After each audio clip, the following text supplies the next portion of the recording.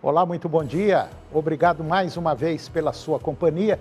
Está começando mais um programa Agronegócio e eu desejo a você muita paz e muita saúde. No programa de hoje nós vamos falar dos 20 anos do início da produção do biodiesel.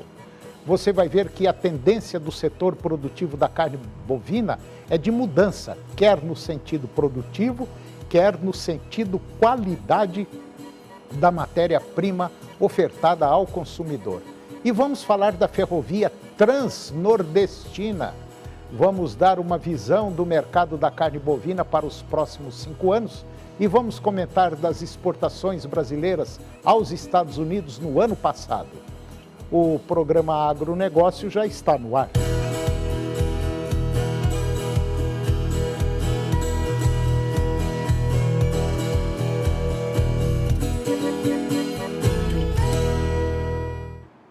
Eu começo o programa de hoje falando de biocombustíveis.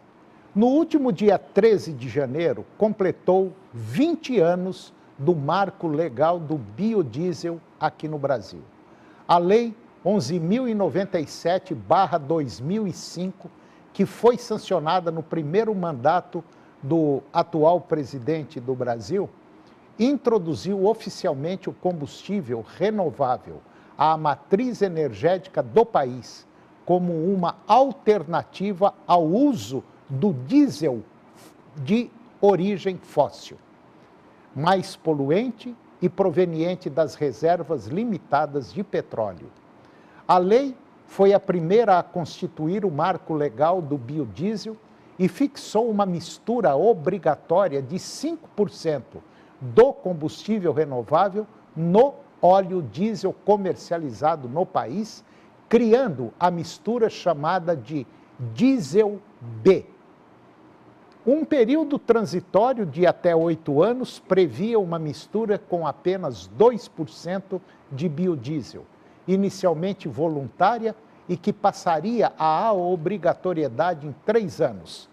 Nessas 2 décadas, o Brasil produziu 77 bilhões de litros de biodiesel, economizou 38 bilhões de dólares em importações de diesel.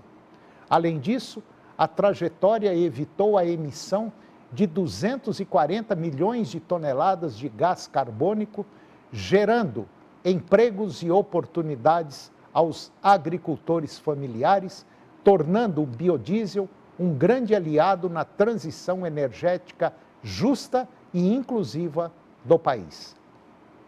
Em 2023, a produção nacional de biodiesel foi de mais de 7,5 bilhões de litros, o que representou uma expansão de 19% em relação ao ano anterior. E agora você vai ver que a tendência do setor produtivo de carne bovina é de mudança, quer no sentido produtivo, quer no sentido de qualidade da matéria-prima ofertada ao consumidor. Confira.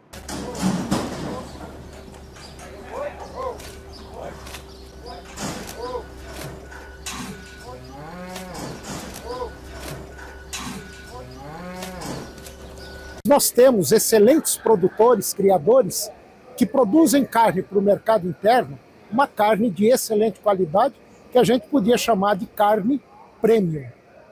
E para falar sobre esse assunto carne, eu estou aqui com uma pessoa que entende muito desse assunto, inclusive hoje é uma pessoa renomada nacional e internacionalmente sobre o mercado carne. Eu vou conversar agora com Roberto Barcelos. Num estudo de marketing que se chama Design Thinking.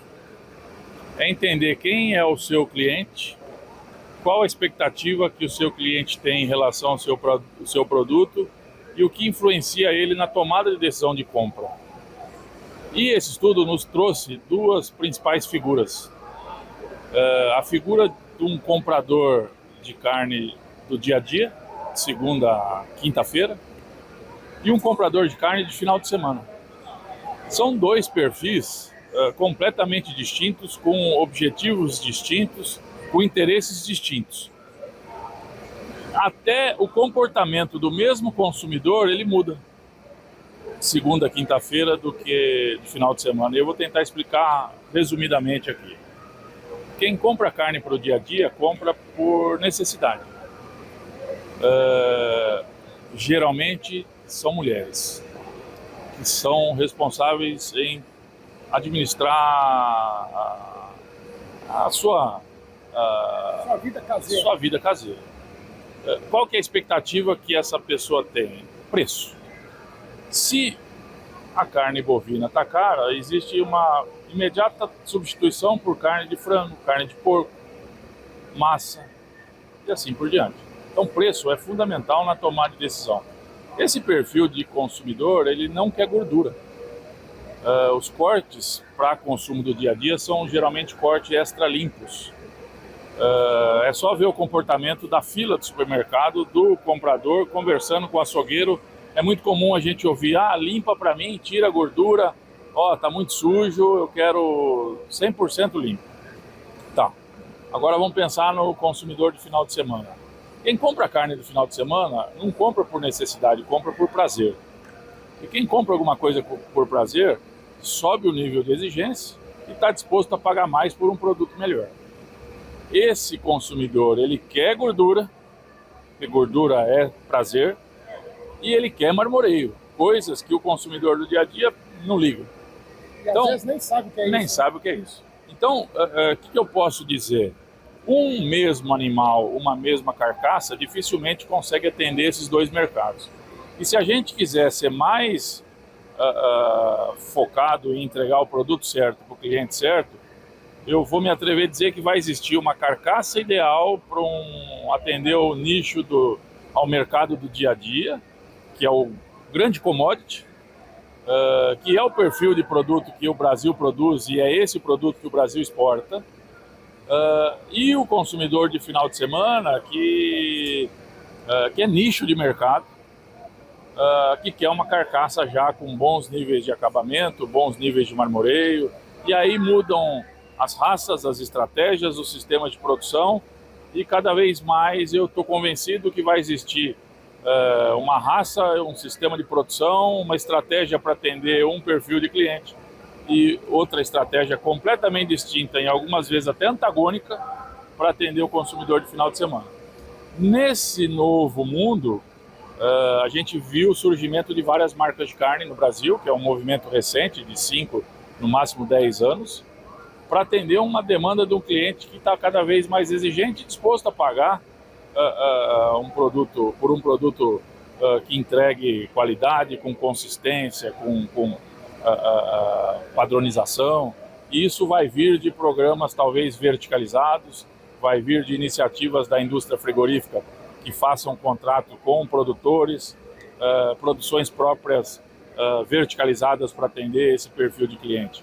Então, está muito claro que no Brasil existe uma pecuária da eficiência, onde se busca produzir um macho inteiro barato para atender a exportação e atender o mercado interno para cortes do dia a dia, onde preço é fundamental.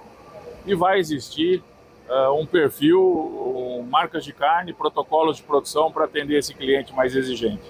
O que começou a acontecer esse ano, 2024, é que alguns importadores de carne que importam commodity, preço, começaram a entender que o Brasil consegue produzir produtos de maior qualidade e aí estão dispostos a pagar por esse produto. Isso está movimentando esse mundo da pecuária, de iniciativas para produzir esse animal de maior qualidade. Lembrando que esse animal custa mais caro do que o commodity. Então todos os cortes desse animal, consequentemente, vão custar mais caros do que o commodity. Então a gente não pode se iludir achando que um animal de alta qualidade vai conseguir produzir uma carne barata. É uma realidade que as coisas não se conversam. Então a pecuária da eficiência vai representar talvez 90% da pecuária brasileira. E se eu for otimista, nos próximos anos, esse mundo da carne de qualidade vai representar 10%. Eu brinco que na hora que o pecuarista quer produzir, ele quer produzir um animal com baixo custo de produção. É uma picanha com gordura escassa. Na hora que esse pecuarista quer fazer o seu churrasco, ele quer uma picanha da gordura uniforme. Aí essa conta não fecha, porque a gente tem 90% das pessoas querendo produzir a picanha da gordura escassa para atender uma demanda de 100% das pessoas que querem uma gordura uniforme. Então aí que ao mesmo tempo é um problema, mas ao mesmo tempo é uma grande oportunidade para quem entender, identificar as oportunidades e participar desse mercado que tradicionalmente se deu por carnes importadas. A carne de qualidade do Brasil há 10 anos atrás eram as carnes argentinas e as carnes uruguaias. E eu tinha dúvida se um momento o Brasil teria condição de produzir uma carne tão boa quanto. Hoje, muitos anos depois que a gente iniciou esses processos, esse início desse trabalho, eu estou 100% convencido que no Brasil a gente consegue produzir melhor do que esses nossos concorrentes. E a arroba dos Estados Unidos, por exemplo, está $100, arredondando para cima. Até pouco tempo atrás, a arroba no Brasil estava $50. Se os americanos souberem que a gente consegue produzir uma carcaça padrão Choice, que é o desejado pelo mercado americano.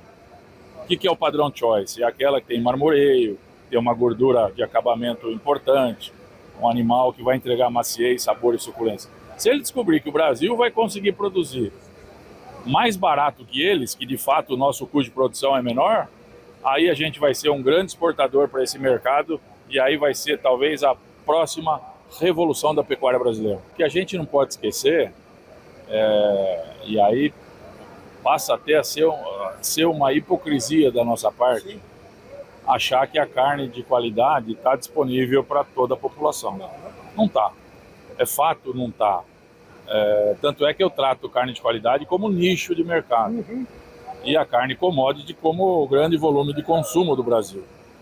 Só que a gente descobre a cada momento que um animal de qualidade pode produzir cortes não nobres que vão entregar muito mais maciez, sabor e suculência do que os mesmos cortes de animais commodities. E aí que vai ser o início, o pontapé inicial dessas pessoas com um poder aquisitivo menor para ter um acesso a esses cortes. Mas, independente disso, a gente, como brasileiro, descobriu que o churrasco é a nossa celebração. O sextou é um gatilho na nossa cabeça que desperta a confraternização. Então tem muitas pessoas hoje no processo preocupadas em atender a essa demanda que é cada vez mais crescente. E um produto que a demanda é maior que a oferta. Então a gente tem muita oportunidade no Brasil nos próximos anos, mas em novos modelos de negócio. As cooperativas de carne entram nesse processo com uma força muito grande, e os projetos de pecuaristas que vão verticalizar a sua produção para fazer a sua fazenda produzir a sua marca de carne para atender o cliente final, está vindo com uma força grande, diferente do commodity. Quem determina o commodity é oferta e procura. Oferta e procura funciona para o commodity milho, para o commodity soja, para o commodity boi gordo. Não funciona para os programas de carne de qualidade. Foi um erro a gente adotar a oferta e procura nos programas de carne de qualidade, porque a gente desincentivou o produtor a produzir qualidade por não remunerar ao produtor o custo de produção. A realidade hoje é que a gente está em ruptura, as marcas de carne têm uma demanda maior que oferta e vai demorar um ciclo de 3 anos para a gente recompor essa oferta regular. Por que 3 anos? Porque a gente esquece que uma carne que a gente come hoje, ela é fruto de 9 meses de gestação, 7 meses de desmama, 6 a 12 meses de recria e 3 a 4 meses de terminação. Se eu juntar tudo isso, são 32 meses, 34 meses. Então a carne de hoje foi uma tomada de decisão de 3 anos atrás. A tomada de decisão de hoje vai influenciar no mercado daqui 3 anos. Daqui 3 anos a demanda é maior que hoje. Quem sabe a demanda internacional por esse tipo de carne já tem acontecido no Brasil e hoje pega a gente numa situação de não ter esse produto. Não existe pecuária sem uso de tecnologia. Tecnologia é palavra de ordem. E pronto. E o que é tecnologia? É investir em genética, é investir em nutrição, é investir em sanidade, bem-estar animal, manejo de pastagem, fertilização, Tudo isso vai me colocar de uma forma competitiva no mercado. Aí basta eu saber qual que é a minha aptidão, qual que é o meu foco, qual é o meu objetivo. E usar essa tecnologia a favor do atendimento dos meus objetivos. Só que você precisa definir aí se você vai ser um produtor de commodity ou um produtor de qualidade. Foquem em uso de tecnologia com uma nutrição ajustada, com terminação, recria intensiva a pasto, com terminação intensiva a pasto. Esse é um caminho. Nós vamos perder 10 milhões de hectares de pasto e vamos produzir mais do que nós produzimos hoje, porque quem ficar na atividade vai estar profissionalizado. E o outro caminho é focar na qualidade para atender nicho de mercado e talvez em parcerias, em cooperativa, em associações, certificar uma carne para atender nicho de mercado que vai remunerar mais e vai remunerar esse aumento do custo de produção. Não existe outro caminho e quem ficar no meio desses dois caminhos não vai estar fazendo nenhuma coisa e nenhuma.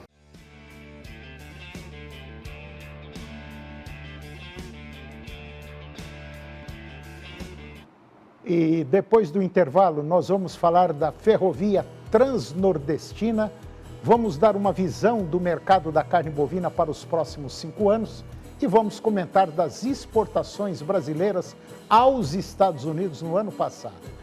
Nós voltamos já, é um minuto só.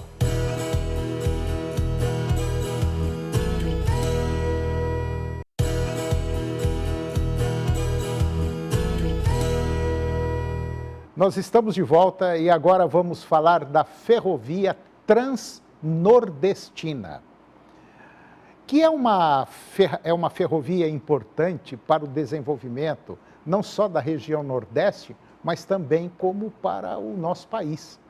A Superintendência do Desenvolvimento do Nordeste, a SUDENE, ela autorizou a liberação da primeira parcela de 400 milhões de reais do aditivo de 3,6 bi para as obras da ferrovia transnordestina, que vai ligar os estados do Ceará e do Piauí. Considerado o maior projeto nacional de infraestrutura logística, a ferrovia é estratégica para o transporte de alimentos e também insumos, atendendo tanto o mercado interno quanto a exportação. Segundo o Ministério dos Transportes, o empreendimento é uma prioridade do governo federal. A transnordestina, quando concluída, vai cruzar os estados do Piauí, Ceará e Pernambuco.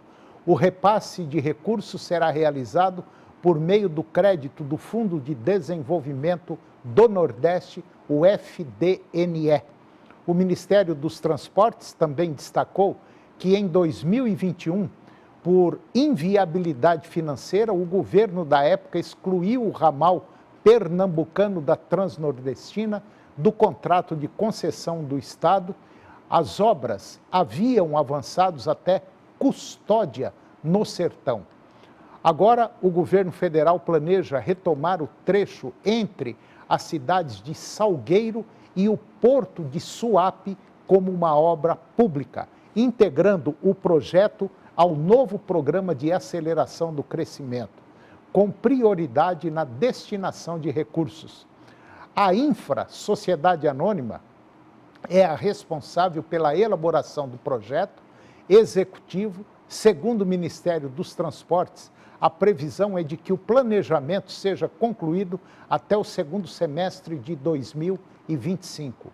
O governo federal destinou inicialmente 450 milhões de reais ao segmento, com possibilidade de ajustes após a finalização do projeto. E agora vamos dar uma visão do mercado da carne bovina para os próximos 5 anos. Projeções realizadas pela consultoria Safras e Mercado para a carne bovina do Brasil nos próximos 5 anos indicam que a produção do país poderá chegar a 4,3 milhões de toneladas em equivalente carcaça até 2030. A estimativa para 2025 é de mais de 4 milhões de toneladas. O ano passado, o Brasil bateu um novo recorde histórico nos embarques totais de carne bovina, somadas carne in natura, refrigerada industrializadas. As exportações atingiram 3.193.000 toneladas no ano passado, 26% acima de 2023, de acordo com o levantamento da Associação Brasileira de Frigoríficos, a Abrafrigo, a partir da compilação de dados da Secretaria de Comércio Exterior, a SECEX, que é do Ministério do Desenvolvimento, Indústria e Comércio e Serviços. A produção de carne bovina em 2030 poderá chegar a 10,4 milhões de toneladas, superando os 10 milhões de toneladas previstas para este ano. Pelo menos é o que está prevendo as Safras e Mercado. A oferta interna de carne bovina no Brasil, daqui 5 anos, poderá atingir 6.170.000 toneladas, superando o volume esperado para 2025 de 6.027.000 toneladas. A projeção da consultoria indica que os abates de bovinos em 2030 poderão atingir 36.800.000 cabeças, acima das 36.400.000 cabeças esperadas para este ano. O consultor de Safras e Mercados, o Fernando Henrique Iglesias, ele projeta que 2030 o Brasil deverá atingir novamente um período de queda de ciclo pecuário, a exemplo do movimento que é esperado para o setor para este ano. E agora vamos comentar das exportações brasileiras aos Estados Unidos no ano passado. O valor exportado pelo Brasil aos Estados Unidos aumentou 9,2% em 2024, impulsionado pela alta de volume de vendas para o país. Segundo a Diretoria de Estatística e Estudos de Comércio Exterior do Ministério do Desenvolvimento, Indústria, Comércios e Serviços. No acumulado de janeiro a dezembro de 2024, as exportações para os Estados Unidos atingiram 40,3 bilhões de dólares. Já as importações cresceram 6,9 e totalizaram 40 bilhões e 58 milhões de dólares. Portanto, a balança comercial do país apresentou um déficit de 0,25 bilhões de dólares. O Ministério do Desenvolvimento, Indústria, Comércios e Serviços prevê que as exportações brasileiras somem 320 bilhões de dólares este ano a 360 bilhões de dólares, ante os 337 bilhões de dólares de 2024. Para as importações, é esperado um valor que varia entre 260 e 280 bilhões de dólares. Já em relação à corrente de comércio, o Ministério da Indústria e Comércio projeta um valor entre 580 e 640 bilhões de dólares neste ano de 2025. E agora vamos falar um pouquinho do IPCA, Índice Nacional de Preços ao Consumidor Amplo. IPCA, que tem por objetivo medir a inflação de um conjunto de produtos e serviços comercializados no mercado varejista, referente ao consumo pessoal das famílias e da população. O objetivo do IPCA abrange as famílias com rendimentos de 1 a 40 salários mínimos, qualquer que seja a fonte. Desde 1999, quando o Brasil passou a adotar o regime de metas de inflação, o Índice Nacional de Preços ao Consumidor Amplo, IPCA, considerada a inflação oficial do país, ultrapassou 8 vezes o limite máximo da meta. A última vez foi no ano passado, segundo dados divulgados agora pelo Instituto Brasileiro de Geografia e Estatística, o IBGE. O IPCA, que leva em conta a variação do custo de vida de famílias com rendimento de até 40 salários mínimos, fechou o ano passado em 4,83%. A meta estipulada pelo governo era 3%, com tolerância de 1,5% para mais ou para menos. Isto é, um arco de 3 até 4,5%. O órgão do governo que define a meta é o Conselho Monetário Nacional, CMN, composto pelos ministros da Fazenda, do Planejamento e o presidente do Banco Central. E o programa de hoje chegou ao fim. E eu termino o nosso programa com a seguinte frase: ninguém comete erro maior do que não fazer nada, porque só se pode fazer um pouco. Muito obrigado pela sua companhia, que Deus os abençoe e até o próximo programa.